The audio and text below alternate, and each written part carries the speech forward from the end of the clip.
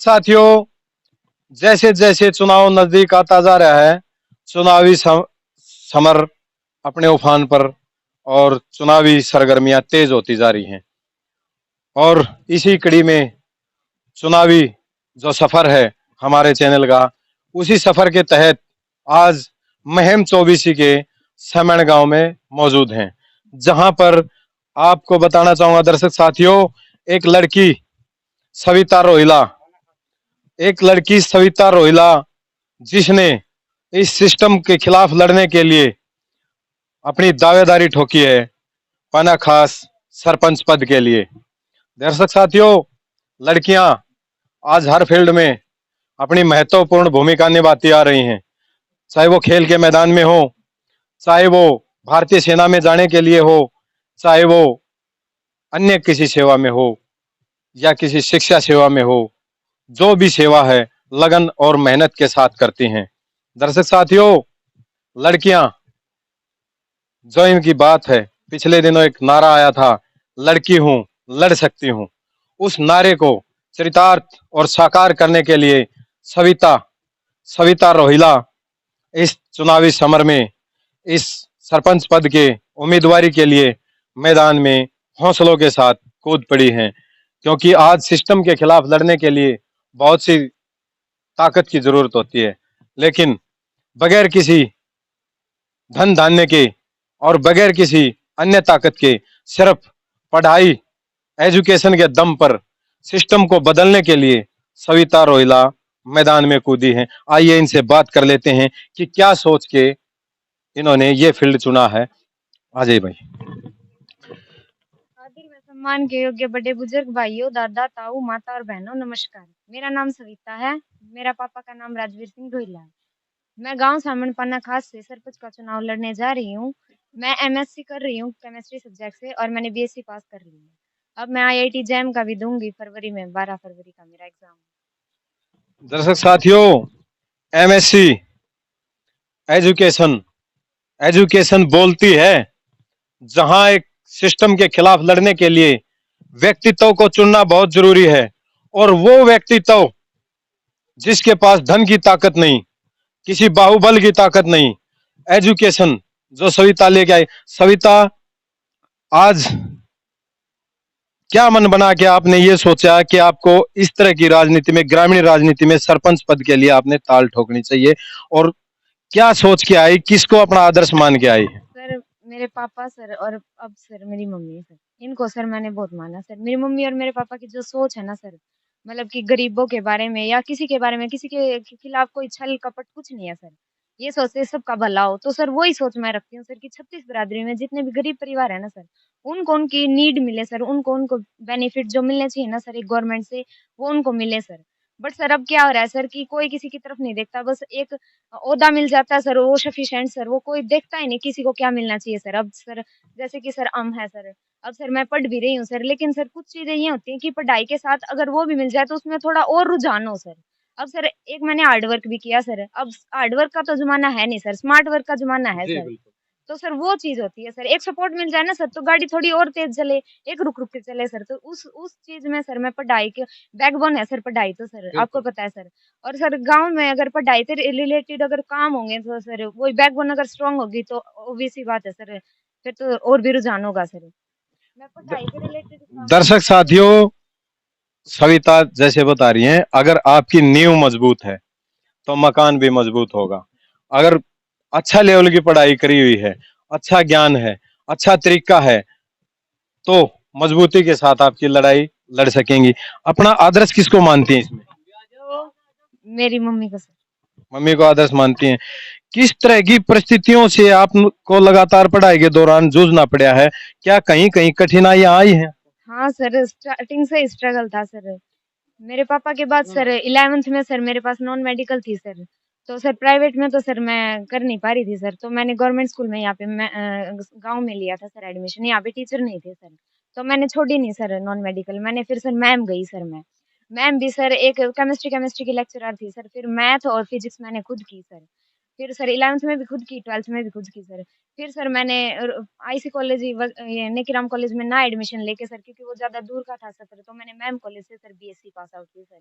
वहाँ सर मुझे बहुत अच्छे मेंटोर मिले sir, Manisha Hooda ma'am sir.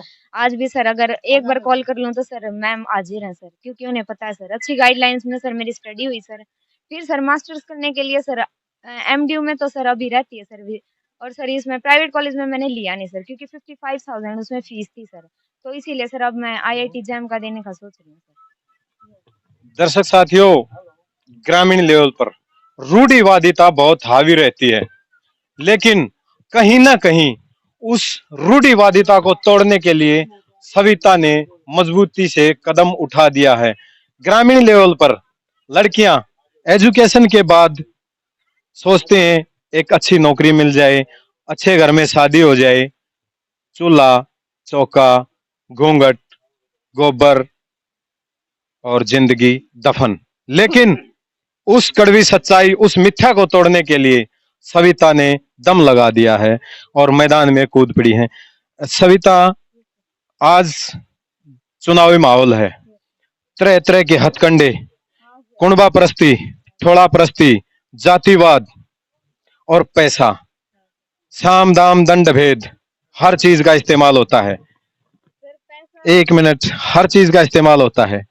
आपके पास ना पैसा है, ना पावर है, सिर्फ लोगों का प्यार है। तो किस तरह से सामना कर पाएंगे इन चीजों का? सर ये कहते हैं कि बड़ी से बड़ी कठिनाई हंसकर काटी जा सकती है सर। और मेरा ये मानना है कि हंसने से भी ज्यादा अगर हिम्मत हो ना सर मन में सर, तो सब कुछ हो सकता है सर। तो सर मेरी हिम्मत के साथ सर मैंने ये स्टेप लिया है सर, और मैं ये चाहती हूँ सर कि मेरे दादा का और मेरे परिवार का, रोहिला परिवार का सर, और हमारे गाँव का सर, सबका नाम रोशन हो। मैं करके दिखाऊं सर काम सर, जो वाकई में एक सरपंच को करने चाहिए सर। मैं चाहती हूँ सर कि ये मुझे मौका दे और मैं करूँ।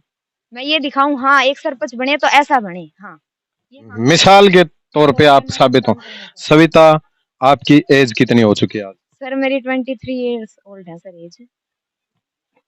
23 साल की उम्र, हौसले बुलंद, ऊंचाइयां छूने के लिए तैयार है दर्शक साथियों।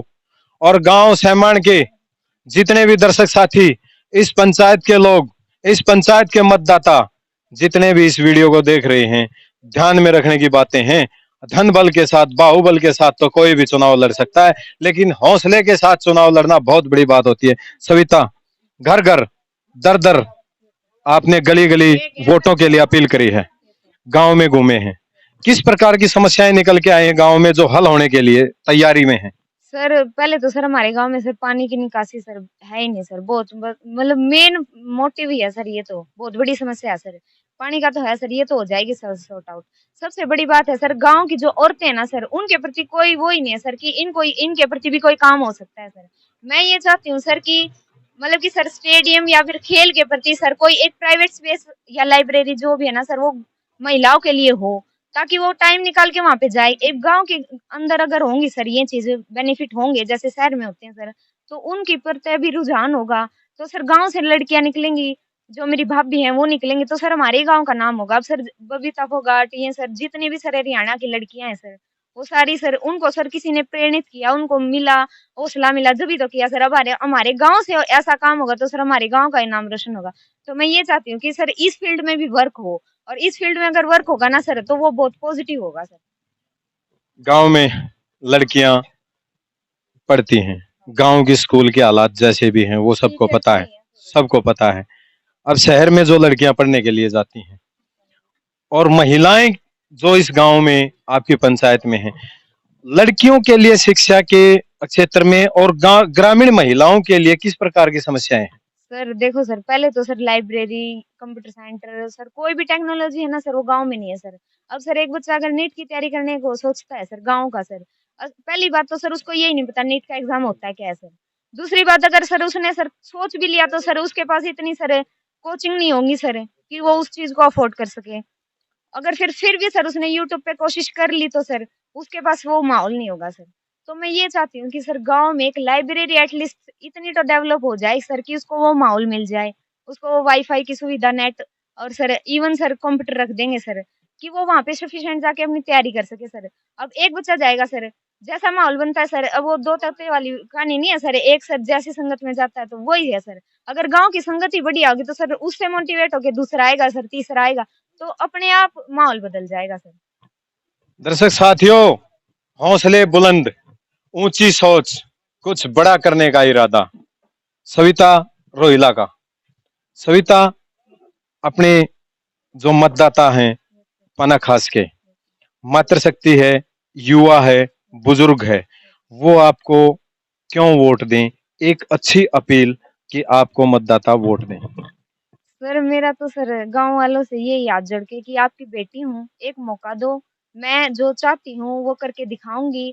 5 साल तक ईमानदारी से इस गांव की सेवा करना चाहती हूँ। एक बार मौका दे के देखो। हाँ, ये जरूर कहोगे कि हाँ, उसने उस बेटी ने हमारे सारे काम किए। कोई मतलब कि ये नहीं होता सर, एयरटेल वाले ये कह रहे हैं कि कमी नहीं, क्वेश्चन मार्क नहीं, वो ही काम है सर। कोई भी ये नहीं कहेगा सर कि ये काम हमारा रह गया। दर्शक साथियों, सुन लिया, हर बात वजनदार, हर बात मजबूत, नेक इरादे, मजबूत वादे, हर आदमी का सम्मान, सविता की पहचान, सविता का निशान मशीन, सिलाई मशीन का निशान है। और सविता रोहिला समाज की बेटी है जिन्होंने एक बड़ा कदम उठाया है। दर्शक साथियों, मैं आपको दिखाना चाहूंगा, दर्शक साथियों मैं आपको दिखाना चाहूंगा कि उस घर के हालात, जिस हालात में इस बेटी ने वो कदम उठाया है, बड़ा हौसला दिखाया है। आइए विषम भाई एक बार, दर्शक साथियों ये देखिए इनका मकान है। अंदर आ जा भाई विषम भाई, ये देख सकते हैं, ये लेटरिन का जो एरिया है, ये बाथरूम का आगे जो एरिया है। अब आगे चाहिए, ये देखिए, ये एक मिनट अंकल पीछे हो जा, ये इनका जो रसोई है, रसोई घर है। और ये मकान अंदर से देखिए दर्शकों, ये 2 फीट 2.5 फीट के करीब नीचा है।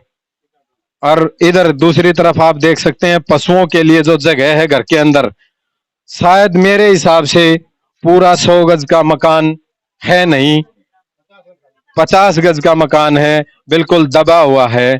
बैठक है, ये भी बिल्कुल छोटी है, लेकिन कोई कोई बात नहीं है।